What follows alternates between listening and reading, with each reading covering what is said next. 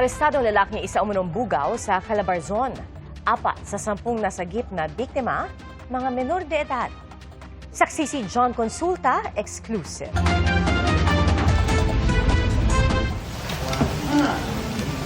Pagkaabot ng pera sa kanilang primary target, binilang kaagad ang tinanggap na pera. Ito na ang naging hudyat para magdeklara na ng entrapment ang NBI Calabarzon. Ako lang magpapakilala sa iyo. I am agent ng National Bureau of Investigation. Walang tatakbo ha. Walang tatakbo, walang tatakbo. Walang mangyayaring masama sa inyo. Walang tatakbo sa inyo. Sarang gate! Huli ang lalaking bugaw sa isang resort sa Laguna dahil sa pagdadala ng mga babae sa mga NBI undercover agent. Ilang linggo raw ang ginawang surveillance ng NBI para madokumento ang modus ng suspect. He is recruiting women in Laguna and offering their sexual services to his customers who is willing to pay 3,000 pesos for each victim. He is posting the pictures of these victims online through Facebook. 4 sa 10 na rescue na babae, pawang menor de edad na ilang beses na raw isinalang ng suspect sa sex trafficking.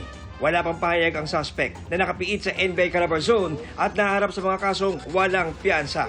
We brought him for inquest for violation of RA 9208 as amended in relation to RA 10175 and also for violation of RA 7610.